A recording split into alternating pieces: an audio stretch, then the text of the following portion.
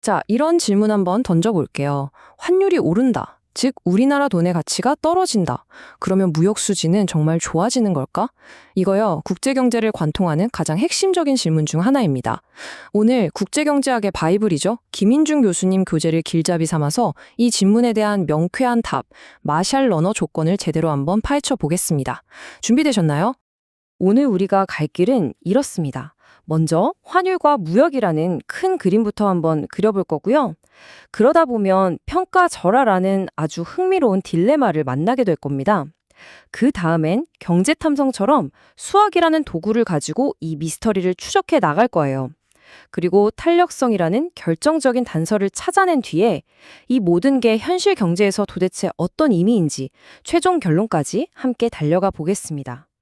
그럼 이 마셜 러너 조건이라는 게 국제경제학이라는 거대한 지도에서 대체 어디쯤 있는 걸까요? 이건 그냥 공식 하나 외우고 끝나는 게 아닙니다. 어떨 땐 국가 간의 무역전쟁, 또 어떨 땐 환율 정책의 성공과 실패를 가르는 그야말로 국가 경제의 비밀을 푸는 암호, 해독키, 마스터키 같은 거라고 생각하시면 돼요. 네, 바로 이겁니다. 한 나라의 환율과 국제수지 사이의 관계. 이게 바로 국제경제학의 심장부라고 할 수 있어요. 이 관계가 한 나라의 경제정책 방향을 정하고 경제의 건강 상태를 좌우하거든요. 우리가 매일 뉴스에서 보는 환율 10원의 오르내림이 우리 수출 기업의 운명을 바꾸고 국가 전체의 부에 영향을 미치는 거죠. 그러니까 이 관계를 정확히 이해하는 게 모든 것의 시작입니다. 그럼 이제 오늘의 핵심 미스테리로 한번 들어가 보죠. 아마 전 세계 모든 경제정책 결정자들이 밤잠 설치게 만드는 바로 그 질문일 겁니다. 질문 자체는 되게 간단해 보이죠? 우리나라 돈 가치가 떨어져서 환율이 오르면 무역 적자가 자동으로 좋아질까? 상식적으로 생각하면 당연하지 싶어요. 우리 수출품은 싸지니까 더 잘 팔릴 거고 수입품은 비싸지니까 덜 사게 될 테니까요. 근데요, 현실이 과연 그렇게 간단할까요? 정답부터 말씀드리면 아니요입니다.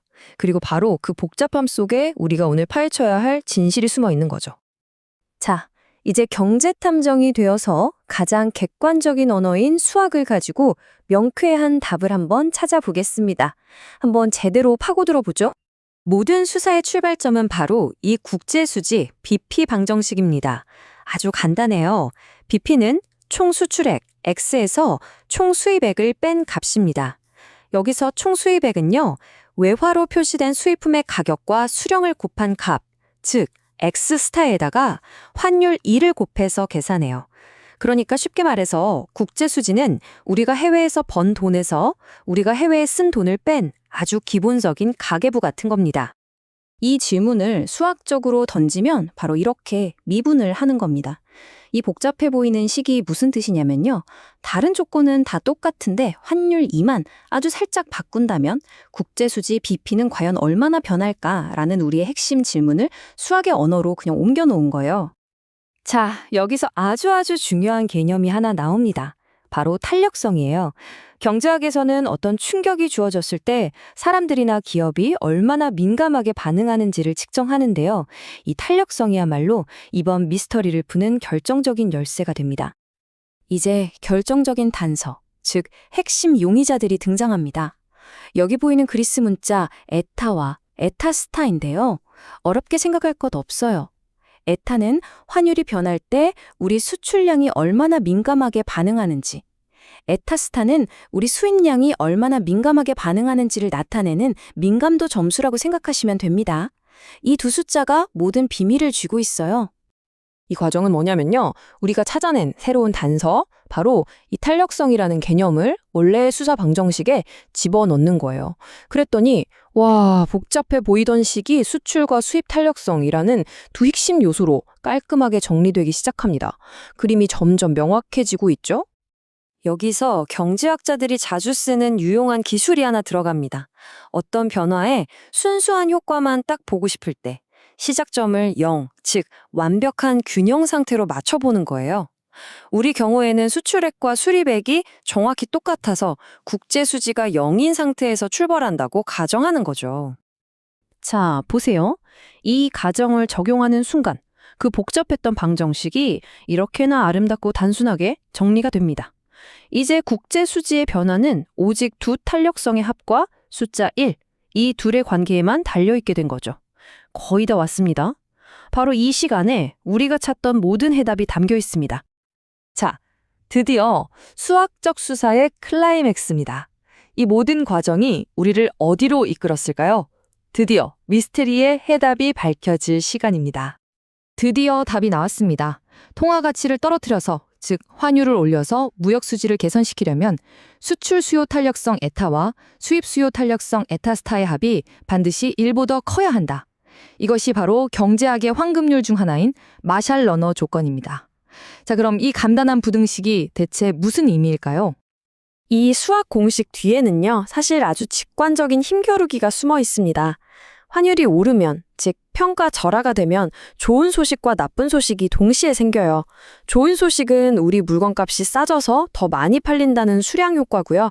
반면에 나쁜 소식은 물건 하나를 팔아도 예전보다 손해주는 달러의 가치가 줄어든다는 가격 효과입니다. 마샬 러너 조건은 이 둘의 줄다리기에서 과연 누가 이기는지를 결정하는 분기점인 셈이죠.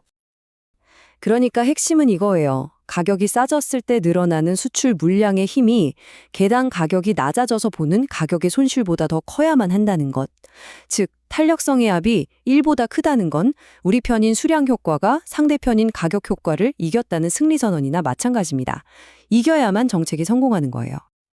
자, 그럼 이 복잡해 보이는 수학 공식이 현실 세계의 정책 결정자들한테는 왜 그렇게 중요할까요? 이 조건 하나에 한 나라의 경제 운명이 걸려 있다고 해도 과언이 아닙니다. 이 조건은 정책 결정자들에게 이렇게 말하는 것과 같아요. 함부로 환율에 손대지 마세요. 만약에 이 마샬 러너 조건이 충족되지 않는 나라, 예를 들어 유가가 아무리 올라도 원유를 무조건 수입해야만 하는 나라가 섣불리 통화 가치를 떨어뜨리면 어떻게 될까요? 수출은 별로 늘지도 않는데 수입 대금 부담만 눈덩이처럼 커져서 무역 수지가 오히려 최악으로 치닫게 됩니다. 즉, 이 조건은 막연한 기대로 정책을 결정하지 말고 냉정한 데이터로 판단하라는 강력한 경고등인 셈입니다. 이제 이 강력한 분석 도구는 여러분의 것이 됐습니다. 만약 여러분이 한국은행 총재라면 어떤 결정을 내리시겠습니까? 우리나라의 주력 수출품인 반도체와 자동차, 그리고 필수 수입품인 원유와 천연가스, 이들의 탄력성을 모두 더한 값은 과연 1보다 클까요? 그 답에 어쩌면 우리나라 경제의 미래가 달려있을지도 모릅니다.